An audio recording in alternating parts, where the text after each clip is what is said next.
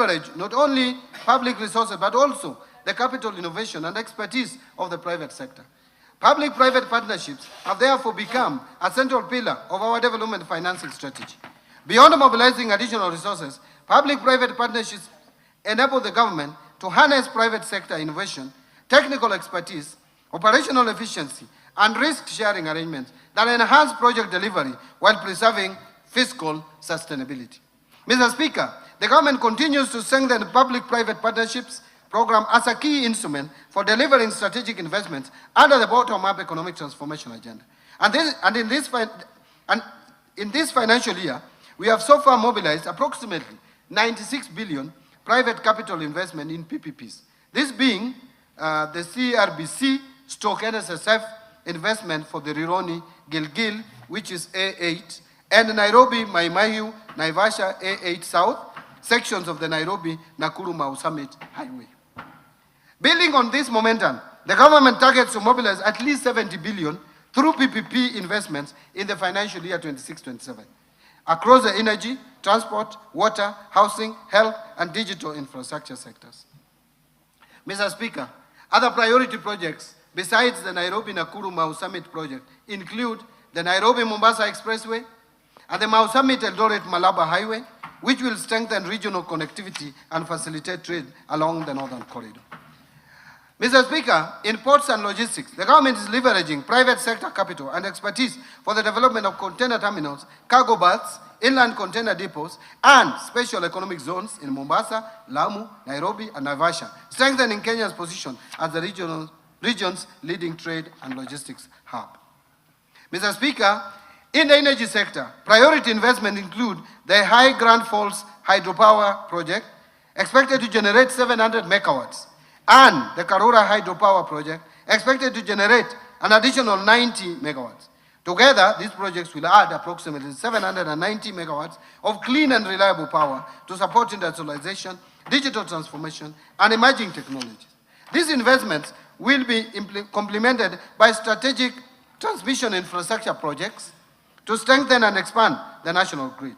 Mr. Speaker, in the water sector, the government is advancing key dam projects, including Radat Dam, Barsalinga Dam, Lowat Dam, and Soin Koru Dam, which will enhance water security, irrigation, food production, and climate resilience in some of the country's most water-stressed regions.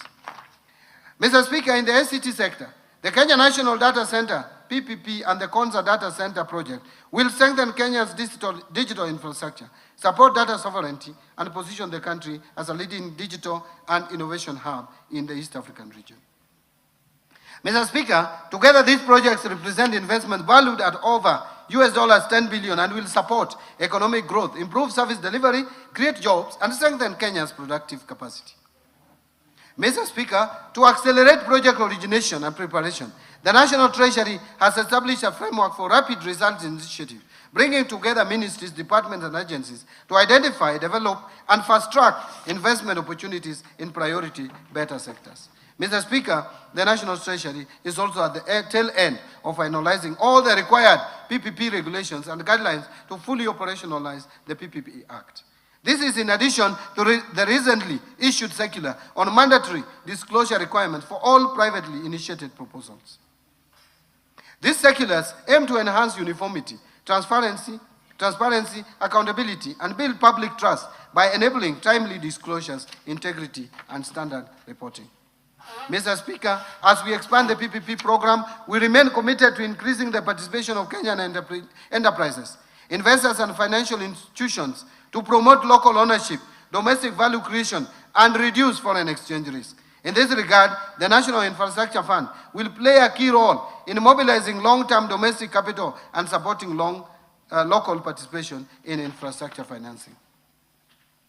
Mr. Speaker, our pension funds, insurance companies, SACCOs, and retail investors will increasingly have opportunity to participate in strategic national investments, ensuring that the benefits and returns generated by these projects accrue to Kenyan citizens while supporting long-term economic transformation.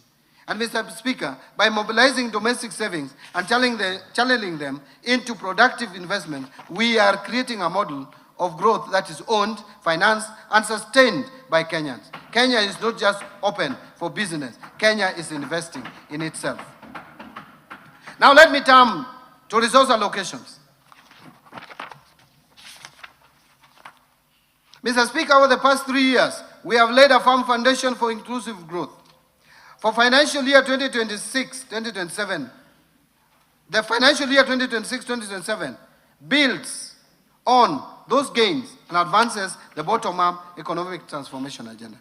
The administration's core economic strategy aligned with the fourth medium-term plan of Vision 2030.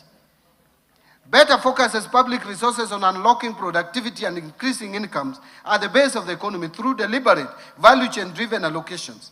And with limited fiscal space, this budget prioritizes interventions that deliver the greatest impact in job creation, higher household incomes, and broader economic participation. Agricultural transformation and inclusive growth as the first pillar. Mr. Speaker, agriculture remains central to better and Kenya's long-term prosperity. It supports more than 2/3 of Kenyan households and generates significant employment multiplier effects, especially among groups historically excluded from modern economic opportunities. Strengthening agriculture is therefore essential food and nutrition security, enhancing resilience, and promoting a shared prosperity. Mr. Speaker, to accelerate agriculture transformation, I propose, and bearing in mind that agriculture is largely devolved, but I propose a targeted allocation of 64 billion across priority programs that boost productivity, value addition, and resilience. Key investments include 18 billion for fertilizer subsidy program, 2 billion for seed subsidy program, 1 billion for coffee seedlings program to lower input costs for smallholders, 4.7 billion for the National Agricultural Value Chain Development Project to advance processing and market linkages. Further, I propose 5.4 billion for the Food System Resilience Project and 1.6 billion for the Resilience for Food and Nutrition Security Program to enhance adaptive livelihoods, diversify income sources, and reduce vulnerability to climate shocks. Mr. Speaker, recognizing the economic potential of pastoral and livestock systems, I propose 3.3 billion for de-risking, inclusion, and value enhancement of pastoral economies program, 1.3 billion for Kenya Livestock Commercialization Program, and 400 million for the Livestock Value Chain Support Project. These allocations will foster greater market access, commercialization, animal health services, and resilience among pastoral communities. Mr. Speaker, the blue economy offers meaningful opportunity for coastal and lakeside communities. To support the growth of the blue economy, I propose 8.2 billion for the blue economy and fisheries subsector, which includes 2.1 billion for aquaculture business development project, 1.8 billion for the Kenya Marine Fisheries and Socio-Economic Development Project, and 578 million for Kabonyo Fisheries and Aquaculture Training Center. These investments will expand sustainable aquaculture, uplift fisher folks' incomes, and create jobs in value addition and logistics.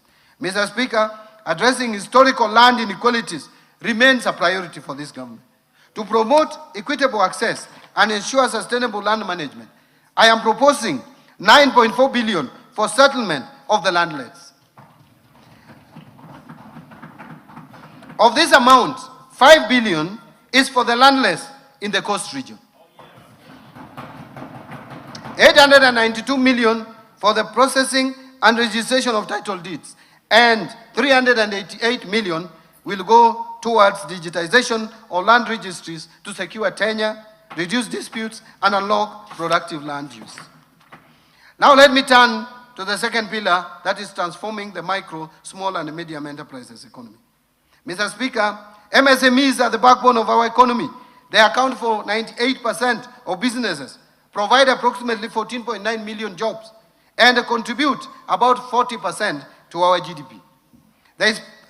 They span informal home-based enterprises, artisans, mechanics, tailors, carpenters, fabricators, and medium-sized firms. Nurturing this sector is essential for broad-based job creation and inclusive growth.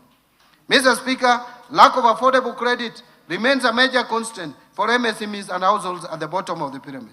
To address this, I propose 550 million for the Center for Entrepreneurship Project to strengthen incubation, skills and business development services, and 1.1 billion for rural Kenya financial inclusion facility to expand credit access and financial services to underserved communities.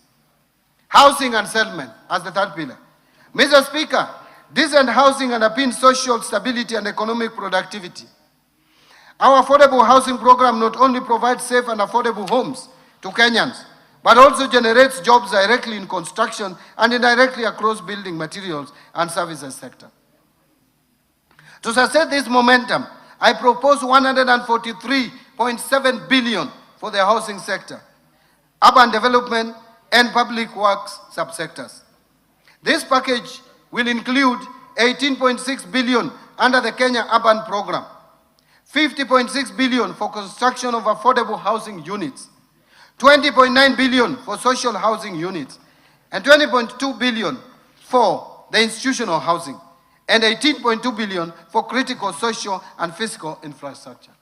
Further, support will include 2.7 billion for the Kenya Informal Settlement Improvement Project Phase 2, and 535 million targeted to support construction of county headquarters. These investments will improve living conditions, provision of services, and local governance capacity. Mr. Speaker, to protect livelihoods or lives and property,